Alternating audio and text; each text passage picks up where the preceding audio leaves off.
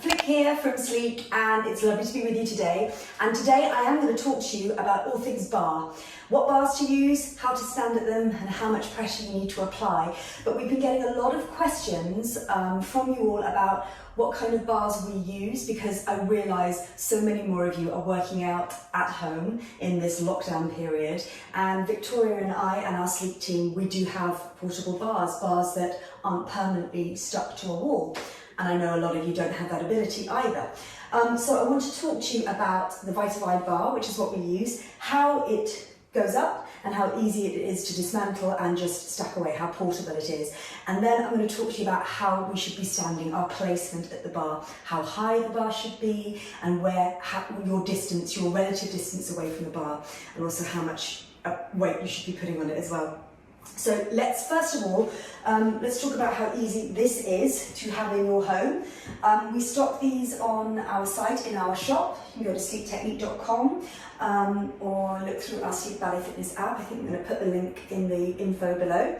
And you can see basically it's the system of poles. I've already put the first side up so you don't have to watch me do two. But if you can imagine that wasn't on there, when the pieces lie down and it goes into the carry case, it's so easy to slip under a bed or into a cupboard. It really is light as well. It's kind of like a really thin, light pair of skis. Much thinner and much lighter. Okay, so first one is done, but I'll show you how easy that was to do. So I've already put the brackets on. You can see the feet. I simply put the pole into the bracket, tighten it. I'm not tightening mine fully, and I'll explain why in a minute. So there we go, that's one. And that's that, two sides. And then this is your actual bar. This one you have to be a little bit more firm with, but you can see I simply slide it down. Now I'm very familiar with how high I like my bar, so I can do that a little bit more quickly. But maybe you want to take a few goes to see how high you want your bar, and I'll talk about that in a minute. Now really make sure these are tight. You don't want the bar slipping. So really nice and tight and firm, which is easy to do. Just gently twist that bar around. And I'll bring this one with me. Same thing here, foot on there. Slide it down. And again, you want to match it up with that bar over there. Which of course, when you've got time, you can do. I won't bore you with it now. And again, making sure that both brackets are nice and tight. Twist it round. Then, like I say, spend a little bit of time making sure that your bar is fully horizontal.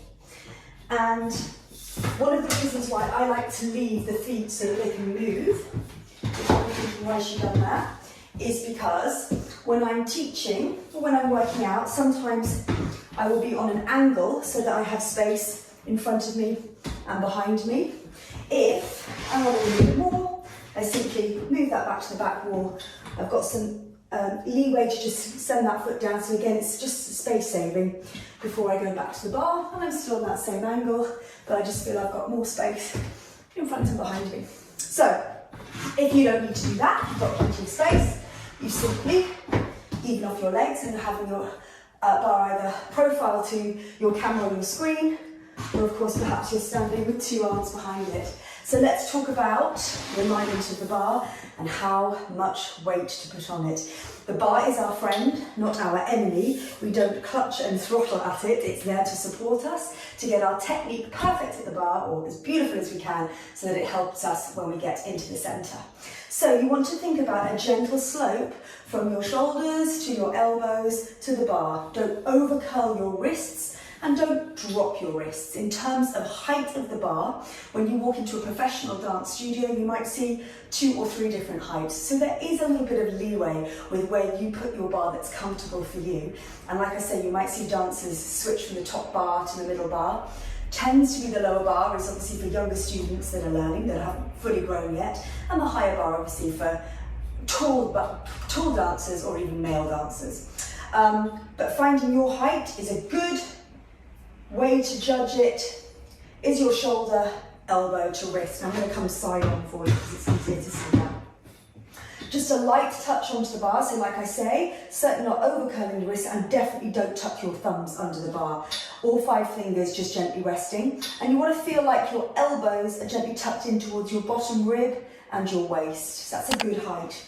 When it comes to distance from the bar, if I turn side on, If the elbow is straight, then we're too far from the bar. And if you're too close to the bar, you'll feel your shoulder and your elbow are crunched. So you want that relaxed feeling, a space, a breath's distance between you and that support. And from there, you can carry on with all the work that you are doing. So, if you choose, you haven't got the time or the energy to go to bar at this moment and you choose to stay with your chair, you can still try and apply some of those techniques as well to that. And if you're using an ironing board or a mantelpiece or a kitchen counter, that's also totally fine.